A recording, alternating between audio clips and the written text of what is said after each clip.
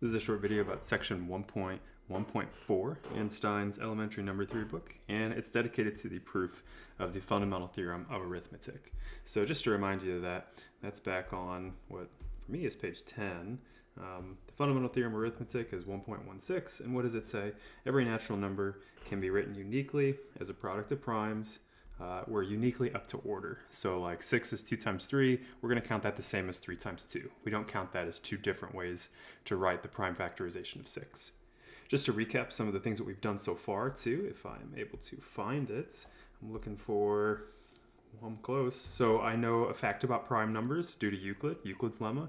If P is a prime and if P divides a product A times B, then either P divides A or P divides B. You'll see that used pretty soon. And the other thing we know so far is a little bit above this, proposition 1.120, is that we already know that every natural number can factor into a product of primes. So if you think about what do we have left to do in the fundamental theorem of arithmetic, we just need to prove that the factorization into a product of primes is unique. And that's where we go here. And so what this is sort of an induction type of proof. So if n equals 1, so in other words, if n is, so 1, we want the prime factorization of 1. Well, 1 has like an empty product of primes, or its factorization is an empty product of primes. So it's kind of true vacuously. So let's suppose that n is larger than 1. So what can we say then? Well, n has some factorization. And now to prove uniqueness, let's suppose that n has hypothetically another factorization.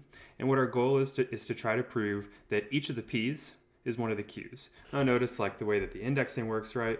I'm trying to say that maybe there are 1,000 of these p's that are all different, and maybe there's like 2,000 of these q's, who knows, right? But what we're going to try to do is try to match these up so that p1 is one of these q's, p2 is a different one of these q's, and so on.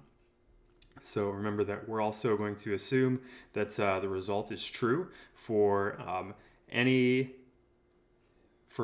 natural number smaller than n, right? Because we're doing induction here. So I've got these two factorizations of n, and then now let's look at p1. Well, p1 is a prime, and p1, it divides n.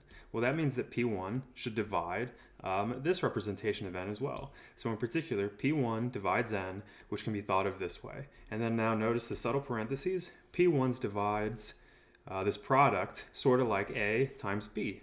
And what do we know from Euclid's lemma? P1 either divides the first factor or P1 divides the second factor. And that's exactly what we say. Euclid's theorem implies that P1 divides Q1 or P1 divides the rest of these.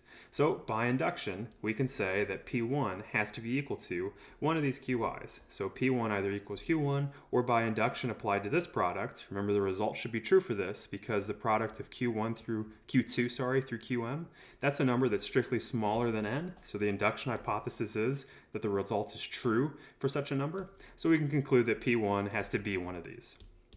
And so in that case, as soon as you get that P1 is one of the Q's, so P1's Qi for some I, go ahead and divide, go ahead and cancel both sides. And now let's repeat the exact same thing with the next prime, P2. P2 has to be one of the remaining Q's, and so on. And so you think about, you kind of exhaust your options here. So all the P's do indeed have to match up with the Q's. If you think about 2, all the p's match up with the q's. Maybe you're like, what if there are some q's left at the end?